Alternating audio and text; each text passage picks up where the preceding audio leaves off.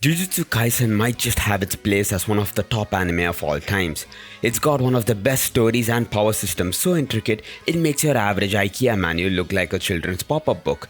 But with that being said, it also has some straight up brain cell deficient Asspulls moments. Moments so bafflingly cooked, you'd think Gege was huffing paint thinner and using a magic 8-ball for plot points. So who am I talking about? Who's the IQ deficient menace that really kickstarts this symphony of terrible decisions? It's none other than Megumi the bum Fushiguro. Alright, so picture this, right? It's the Shibuya incident. All your friends are trapped inside a domain that's basically a tropical resort from hell. Stakes are high, the time's ticking, you have a multi-ton elephant spirit on speed dial, a walking, talking, trumpeting wrecking ball ready to be airdropped. The play seems pretty damn fucking obvious. Mahito's domain got shattered by Yuji's bad knuckle rage, so Dagon's fish tank of doom should logically pop like a water balloon, right? But no, Megumi in his infinite wisdom says, nah, I'd bum, and drops his unfinished ass TeamU quality knockoff domain right into Dagon's fully rendered 4K seafood warzone. Like my guy, what the fuck was the plan? Everyone inside is already getting their asses handed to them on a seaweed platter. Were you trying to bore Dagon to death? Show him the architectural equivalent of a half-finished shed and hope the curse dies a second-hand embarrassment? Just imagine for 1 second if Megumi had actually used his brain. Dagon's domain would have been smashed, his curse technique disabled, and Nanami, Naobito, Megumi, Maki would have absolutely cooked Dagon into literal seafood. And legit, the next second after Dagon gets turned into a seaside delight, Toji would have appeared alongside Jogo. So we would have seen Jogo versus Toji, while Volcano versus Trench Body Man was going on. The rest of the cast could have laid the absolute bricks on Mahito, killed him, and with everyone there, especially Todo mind you, they would have had a good chance at even beating up Urame's weak ass.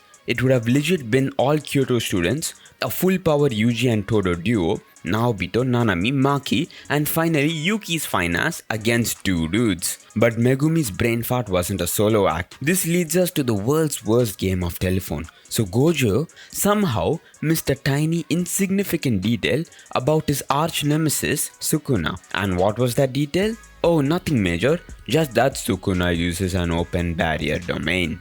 You know, the kind of game-breaking ability that completely changes how you'd fight him. The kind of thing that renders most conventional domain strategies completely useless. And the best part is, there were witnesses. Yuji was front and center for the Shibuya Slice and Dice special. Inumaki got his arm lopped off as a souvenir. These guys were there. Did the information just get lost in the mail? Did Yuji forget to mention it between moping sessions? Did Inumaki try to warn him with a series of tuna mayo and salmon that nobody could decipher? Gojo walks into his final fight with less intel than a guy reading a Wikipedia summary for the first time.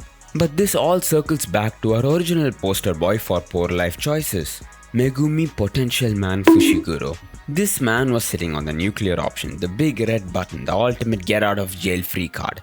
Mahoraga, a creature so busted it had absolutely literally anything you throw at it. And who was his best buddy? His sensei, you know, the guy who could help him tame this kaiju level threat. Oh, just Gojo Satoru, the one man on the planet who could probably put Mahoraga in a timeout with a stern look. Megumi had years of access to the strongest sorcerer alive. He could have spent his weekends training, trying to get Mahoraga to heal, with Gojo there to vaporize it if things went south. It's like having a master chef as your dad, but choosing to eat uncooked ramen noodles for every meal. But no, he keeps Mahoraga in his back pocket like a dusty forgotten condom. And when does he finally decide to whip it out?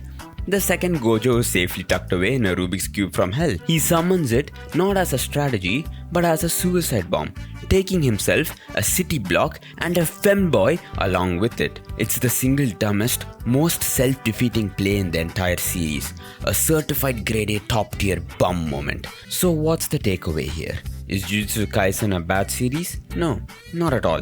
That's what makes it so frustrating. It's a genuinely top tier story 90% of the time. The art is incredible, the fights are hype, and the characters are mostly compelling.